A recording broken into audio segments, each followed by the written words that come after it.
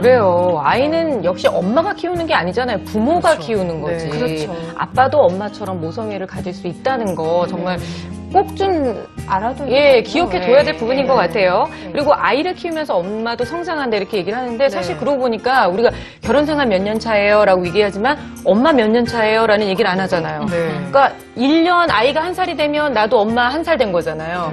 그러면 몇 살? 막둥이 오늘 5살. 네. 제가 4살. 네, 저는 12살. 어떻게 되셨나요? 9살입니다. 아유.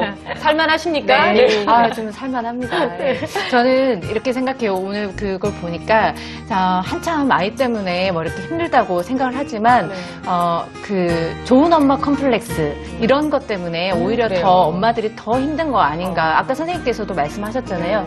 완벽한 엄마는 없다. 그러니까 항상 이렇게 모든 아이의 욕구를 내가 다 맞춰줘야 된다라고 생각하는 그 생각 자체가 오히려 더 힘듦을 가중시켜서 저를 좀 덫에 빠지게 만드는 거 아닌가 그런 생각이 들더라고요. 우리가 좀 이런 부분을 좀 벗어날 필요가 있다 그런 생각이 듭니다. 그러니까 우리가 나는 잘할 수 있어 라고 용기를 내는 건 좋지만 무조건 잘해야 된다라는 부담감을 가지면 안 되는 거죠. 당연하죠. 네, 그건 어깨에 있을 좀 힘을 수가 빼야 될것 없고요. 그러니까 많은 심리학자들도 그런 얘기를 해요. 완벽한 엄마는 없다. 그렇지만 충분히 좋은 엄마. 근데 아까도 뭐 난 나쁜 엄마인가요? 모성애가 자꾸 그런데 모든 문제들을 나쁘다 좋다라는 걸로 자꾸 양분을 시키시게 되면 굉장히 좀 복잡해져요. 여러분들이 학대하시고 아이를 막 못 살게 구는 것만 아니다고 하면 그러진 않으시잖아요. 네, 그렇진 않잖아요. 그럼 이 좋은 엄마예요. 혼자 힘들어요. 네, 그럼 좋은 엄마인데 그냥 노력하는 충분히 좋은 엄마이면 그걸로 됩니다. 그러니까 여러분들이 자꾸 지금 양육에서 양육 이야기도 많이 하고 하니까 내가 하면 금방 될 것 같죠. 안 돼요. 그러니까요, 좀 기대치를 조금 낮추시고요. 양육에 있어서 기대치를 낮추시고 내가 노력하면 되는 거예요. 그렇게 좀 하시면 어떨까 싶네요. 네. 네. 아니, 또 그리고 뭐 좋은 엄마처럼 보이는 다른 사람하고 비교도 하지 마세요. 그 집 아이는 얌전한가 보죠. 우리 집 아이는 그렇죠. 애들도 다 다르고 나도 다른데 똑같이 다 좋은 엄마가 될 수는 없는 것 같아요. 기준이 서로 다른 것 뿐이죠. 자, 저희가 아까 오늘 투표하기 했죠. 육아 스트레스 가장 심하게 느낄 때는 언제셨나요? 라고 질문을 드렸는데요. 자, 투표 결과 지금 확인해 보겠습니다.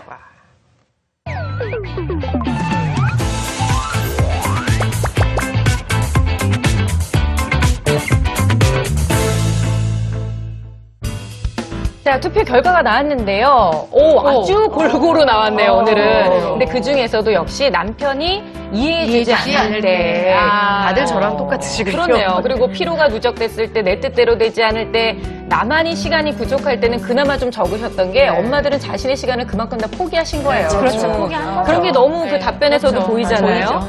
근데 사실 이 스트레스가 해결이 안 되면 우리가 뭐 산후 우울증 얘기도 하지만 저는 요즘은 육아 우울증도 아주 흔하게 발견이 된다고 느끼거든요, 선생님. 그러니까 이제 그 중에 하나가요. 이런 방송도 사실 순기능도 있긴 한데요. 이렇게 자꾸 들으면 들은 대로 될 거라고 자꾸 착각을 하셔서 그러는데요. 안 된다는 거를 그냥 전제로 하셨으면 좋겠고 일단은 이제 이런 스트레스나 이런 거 있을 때 가장 먼저는요. 너무 내가 지금 양육에 어려움이 있단 말이에요. 그러면 도대체 어느 영역에 어려움이 있는지 모호하게만 생각하지 마시고 객관적인 평가를 한번 해보시는 게 또 도움이 돼요. 뭐든지 객관화가 되면 도움이 되거든요. 그래서 이제 부모 양육 스트레스 검사라든지 이런 검사들이 몇 가지 있어요. 근데 이제 그런 거는 어떤 거를 볼 수 있냐면 부모로서 내가 지금 역할을 얼마나 힘들어하느냐. 그 하위 변인들을 보면 그 다음에 또 내가 아이랑 상호작용을 얼마나 못한다고 생각하느냐. 아니면은 또 그 지금 아이가 너무 까다로워서 내가 이해를 못하느냐. 이렇게 영역이 나뉘어져 있습니다. 그래서 이 세 가지 영역 중에서 내가 지금 가장 스트레스 받고 있는 게 어떤 건지를 체크를 하셔서 내가 만약 아이가 까다로운 특성 때문에 어렵다 그러면 내 아이를 이해하는 거에 좀 더 애를 쓰셔야 되는 거예요. 그 다음에 만일에 상호작용이 안 된다. 아까 놀아주는 거 어떻게 놀아줘야 되는지 모르겠어요. 그런 얘기 하시잖아요. 그러니까 이제 이런 것들은 또 그러면 그거에 어려우면 그걸 배우시면 되는 거예요. 그러니까 뭐든지 좀 객관화가 되면 그 다음에 문제 해결은 좀 쉬워지는데요. 아까 여기서 우리가 저기 스트레스 보시니까 아빠들이 이해를 못하는 거 있잖아요. 그럴 때는 만약 그것 때문에 그러면 남편한테 한마디만 뭐 해줘. 그럼 내가 마음이 시원해질 거야. 뭐 예를 들자면 이렇게 조금 남편한테 해주면 고마워. 내가 힘이 났어. 이제 아까도 어떤 어머님이 애 하나 더 키우는 것 같다고.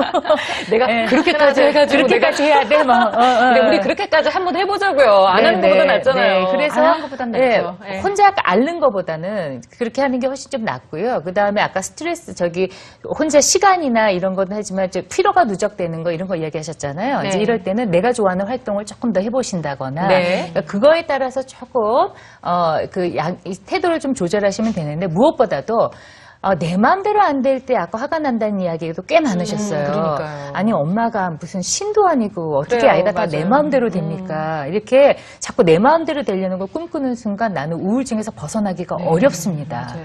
예, 그러니까 아이를 좀 보세요. 내 아이가 지금 어떤 상황인가. 아이인지. 그리고 네. 내가 힘들면 아이는 더 힘들어요. 그죠. 아이는 아직 어리기 때문에 이거를 극복할 문제길 능력이 엄마보다 훨씬 떨어져요. 아, 네. 그러면 누가 더 힘들겠어요? 아이가 더 힘들죠. 예, 그러니까 그런 거를 조금만 이해하시면은요, 내 마음대로 하려고 하는 욕구가 조금 줄어들 수 있습니다.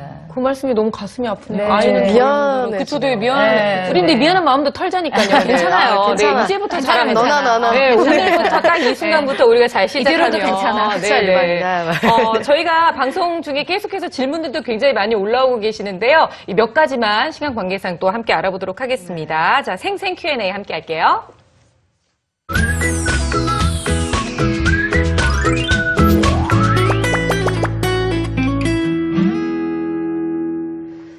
자, 오늘은 또 어떤 Q&A가 올라왔는지 확인해 보겠습니다. 영진맘님이 보내주신 저랑 너무 다른 아이 힘들어요 사연인데요. 네, 좀 읽어주시겠어요? 네.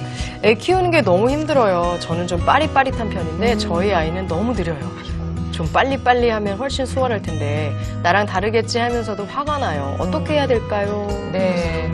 사실 이렇게 좀 기질적으로 다른 아이를 키울 때 엄마가 속이 터집니다. 네. 그렇죠. 엄마들은 근데 또 뭔가를 많이 해봤으니까 빨리 할 수 있는데 아이가 느려 터지면 정말 속상하잖아요. 그래서 선생님. 저랑 또 반대네요. 그때 어머님들이 어떤 생각들을 하시냐면, 왜냐면 아이들이 말도 다 알아듣고, 또 어떨 땐 다 잘하거든요. 네네. 그러니까 얘가 지금 나를 약으로 올리나. 네. 맞아, 그런 마음 들어요. 네. 그렇잖아요. 그리고 얘가 분명히 할 수 있는데 얘가 지금 일부러 안 하나. 근데 그럴 때도 간혹 있어요. 엄마가 너무 혼을 내면 애들이 와 하고 안 할 때도 있지만 대부분은 얘가 안 하려고 하는 게 아니고 못할 가능성이 많아요. 특히 기질적인 특성이나 이런 것들은. 네. 그래서 얘가 지금 좀 이게 안 되는구나 이해를 하시면 화나는 마음 확 올라오다가 안 돼서 이러지. 이렇게 조금 좀 줄어들 수가 있어요. 그 다음에 두 번째는 장점을 해주셔야 돼요. 네. 이런 기질을 갖고 있는 아이들은요, 대부분 처음에는 익숙해지는데 시간이 걸리지만 한번 익숙해지면 굉장히 잘합니다.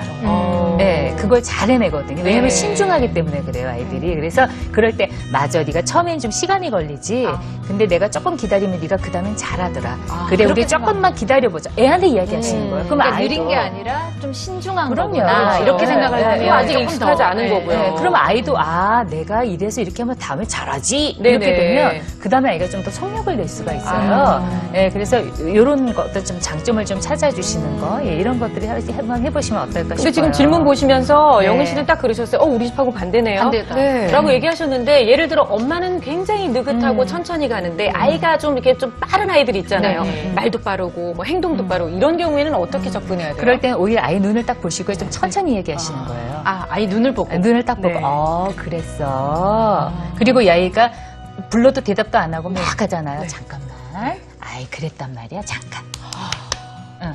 이렇게 하고 지시를 하실 때도 좀 구체적으로 하셔야 돼요. 뭔가 이거 치워. 하시는 게 좀 다른 것 같아요. 진짜 말 안 들을 수 없을 것 같아요. 네, 이거 치워 이런 게 아니고 자 이 볼펜을 이 필통에 넣는 거야.